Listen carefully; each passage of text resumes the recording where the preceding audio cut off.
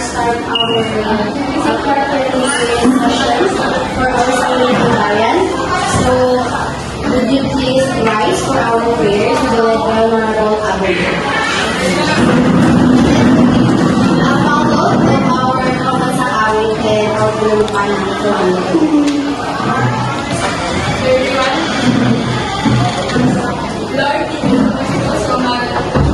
So, ngayon po, ipagpapalito namin ang aming quarterly session. So, umaga po, away marami po kami magdalakay at pinili po na malawang naisipan ng bawat isa sa amin na magiging successful po ang aming solution. So, ay namin ito, ay namin po kami sa magdalain sa pangalan ng Jesus.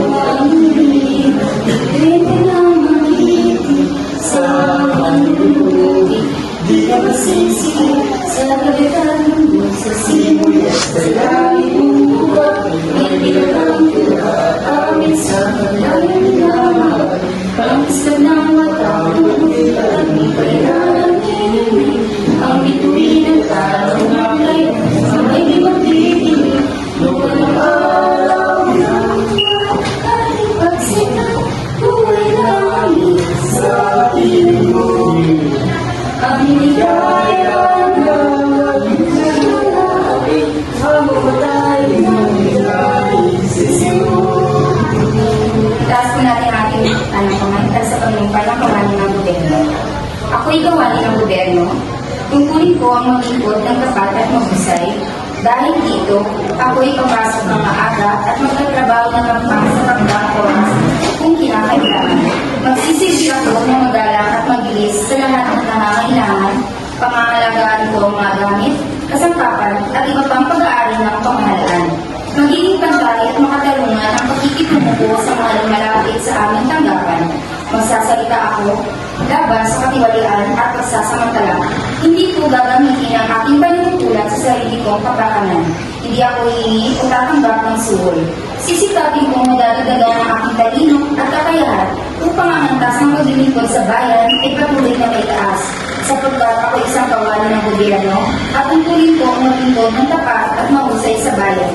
Sa bayan ko at sa panahon nito at sa aking mga kapwa-kawali, kailangan kong tungo sa isang maunlad, masagana at mapayapang Pilipinas. Sa harap nito, ako'y tao sa pusong naninipa. The secretary is very valuable to all. Good morning, honorable members. Good morning. Good morning. So, before I start, we're going to have a roll call for all the members that will present here. So, Honorable Abria, Honorable Saray, Honorable Jefferson Bandugo, Honorable John Alfred Pagella, Honorable John Martin Guerin, Honorable Romer Becaya, and the last Honorable Shalan Aden. Thank you to our citizens and business.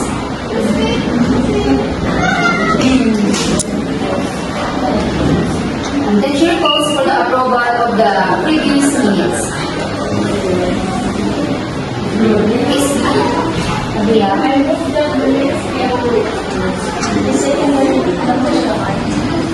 Any corrections?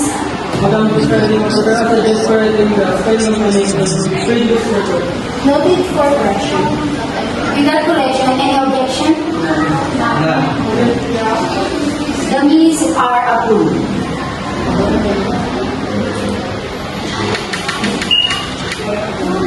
Our agenda now is properly open. Our first agenda is Barangay Cleanliness Ordinance by the Chairman of Ramos. I propose a barangay cleanliness ordinance by Weekly Clean Ordinance to improve sanitation. I strongly support this. Many young parents are experiencing the problem. I agree, but we must ensure proper implementation, not just policy. Maybe we can assign barangay coordinators from multiple compliance. That's a good idea. It will ensure accountability. I also suggest adding incentives for the planning members. These are valuable inputs. Any important discussions? I move to approve the ordinance with amendments for the concept and incentives. I second the motion. All in favor? Yes. Okay, the motion is carried. Our next agenda is about the Youth Development Program budget. The propose the chair recognize the Honorable Sabay. I propose to allocate funds for youth sport education and leadership program. I support this. Youth development is very important. I suggest including the grants ministry.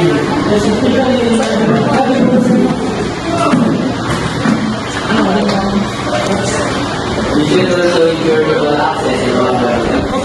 I agree. There is a difference time. Is there a motion? It's still there. Responsibility.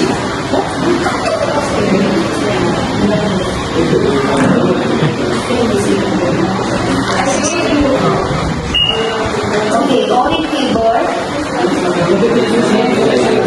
Okay, the motion is approved. The floor is open. I propose discussing traffic policy in the next session. That is time we present I support the and that next agenda. Yes, sir. Next meeting. The secretary will include it in the next agenda.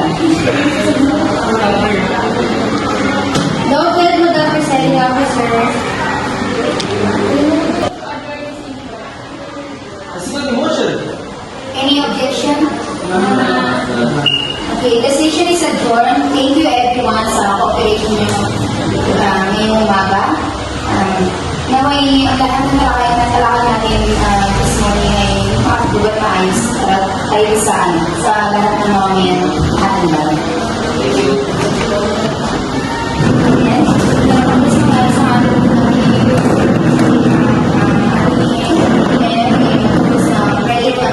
si Honorable Saban.